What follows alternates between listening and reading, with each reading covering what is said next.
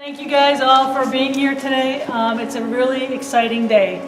You all know being here at Blackhawk, but like your sister institutions around the state, the Wisconsin Technical College system is focused on creating opportunities for our students and for individuals to gain skills and advance themselves, and also to help our Wisconsin employers gain access to the skilled workforce that they need to be competitive today in the world market.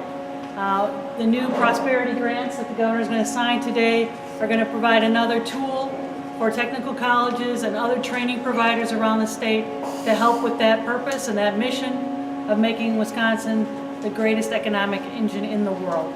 With that, I'd like to introduce the governor of the great state of Wisconsin, Scott Walker. Thank you.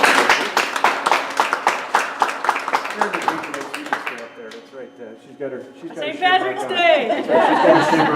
We passed the test today. We both dressed green.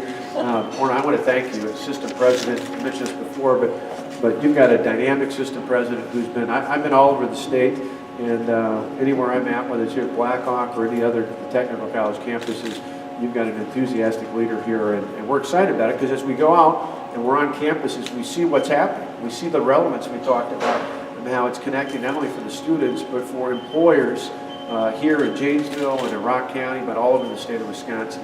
I want to thank all the folks here, the faculty, staff, and leadership at Blackhawk Technical College for hosting us here today, and literally right in the site, which is a good reminder of how, even though we're cramped in, it's good because it shows the relevance, particularly when it comes to manufacturing, but in all the different skills you provide here.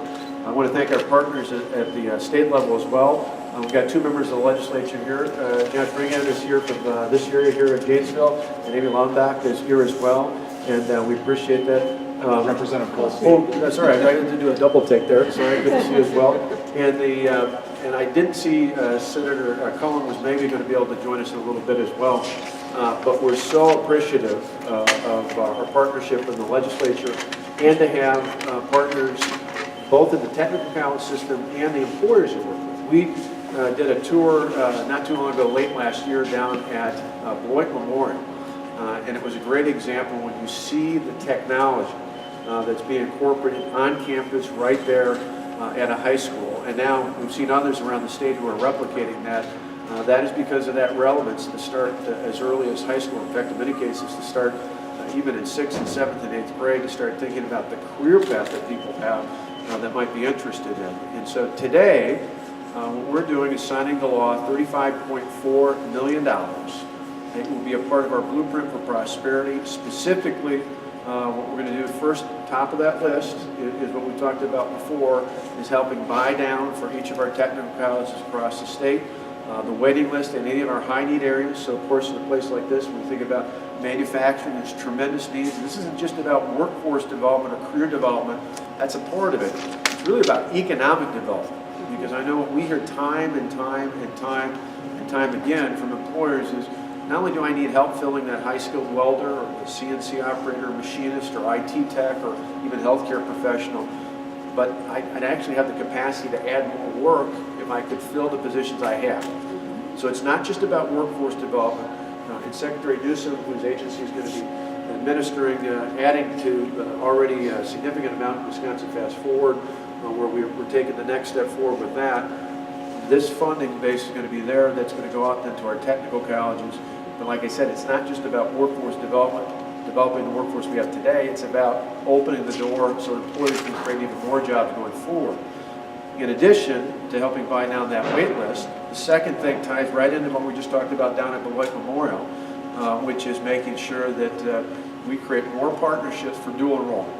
One of the exciting things we saw down there was seeing young people who are not only excited about what they're learning, but who are able to earn credit for high school graduation and then have that apply to going on and pursuing the rest of what they need for their career at a technical college. We've seen it there. I was just up in Strum the other day at Cardinal Manufacturing, small town, and yet they have this amazing manufacturing component in their high school where they're earning direct credit and actually earning some money that they then reincorporate into their program.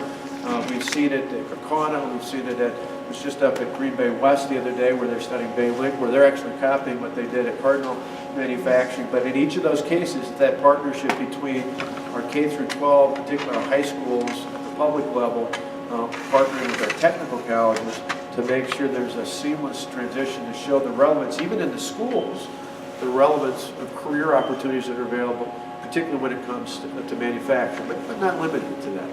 And so that's the second part, is to help more schools connect with more technical colleges to do more relevant work about having that dual enrollment. And then the third big thing is, and it all ties in with worker training. You know, right now, we've seen in the last couple of years, in fact 4 years ago when I was first a candidate for governor, the unemployment rate in the state was about 9.2%. We were pleased last Thursday to announce that unemployment had gone down to 6.1%. It's the lowest it's been in about almost 5.5 years. Last year, we saw the largest private sector job growth that we've seen since the 1990s. So good things are happening, unemployment is down, but one of the challenges we're going to have on the horizon is not having enough workers to fill the positions we have. It may, over the last few years, that may seem like a distant thought, as times were challenging here and across the country, but as we see that unemployment go down, as we see employment go up, one of the things we're seeing, not just from companies coming into Wisconsin, and thankfully there are many, but particularly from existing companies, is that need to grow. And one of the things that they're concerned about as they make a decision about where to grow is where employees are going to be. And so training more individuals, reducing the waiting list, training more individuals by getting young people interested in high school where they get credit for technical college. And then the third big category that's a part of this legislation today is saying we can't afford to have anybody on the sidelines. For anyone who's able and interested in working, we need to make sure we have everyone in the game.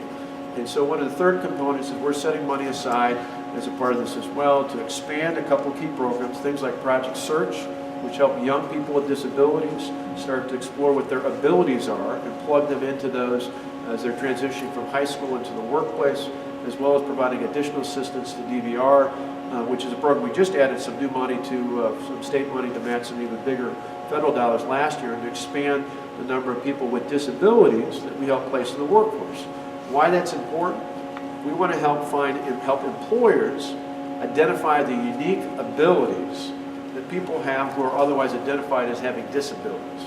And what we found, and from my experience now as being governor, traveling Project Search, the example I gave on our State of the State was someone I met, a woman I met at one of our sites. A couple years ago we had 5, last year we added 2 more, went up to 7. This legislation, the money that's appropriated for this, we'll be able to add 20 more over the next 3 years, so we'll be up to 27 sites. But at one of those sites, it was a hospital where a young woman found her position in the area where they sterilize surgical equipment. Now, she had acute autism, but because of the program identifying her ability, they found a position that she was better at than just about anybody else who would have applied for that. It was good for her, it was good for the hospital, it was good all the way around. And one of the things I want to make clear is this is not a charity program. This is about finding the unique abilities so that you have an asset for both the employer and the employee. It's a win-win. And so each of these 3 things, helping more people find their skills and talents by buying down the wait list for any of the key areas we need through our technical colleges, helping our young people get a head start by doing more dual enrollment programs, partnering between our high schools and our technical colleges, and then making sure for those who are interested, who may be otherwise have been identified as having a disability, helping employers identify their unique abilities to plug them into where they can add value to themselves and to their employer in the workplace. All 3 of those areas are really targeted to help us grow the economy by filling key positions and helping companies know that when they choose to grow and expand here in the state of Wisconsin, they're going to have a steady, strong supply of well-trained, well-prepared, well-educated, hard-working employees that will make them prosperous for many years to come.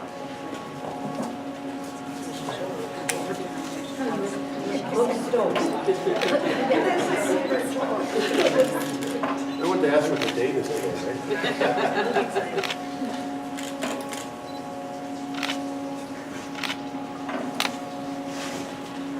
Later today, I'm going to see Michael Cudahy, who is completely Irish. His father was the ambassador of the family. He's from Milwaukee, and he turned 90 today on St. Patrick's Day. Isn't that pretty cool? Yeah. And like that's a guy who was predestined to be Irish. 90 on St. Patrick's Day. That's the luck of the Irish.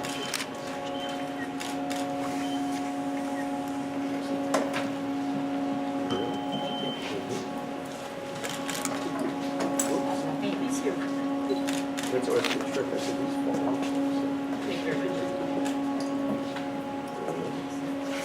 Thank you guys for being patient with us.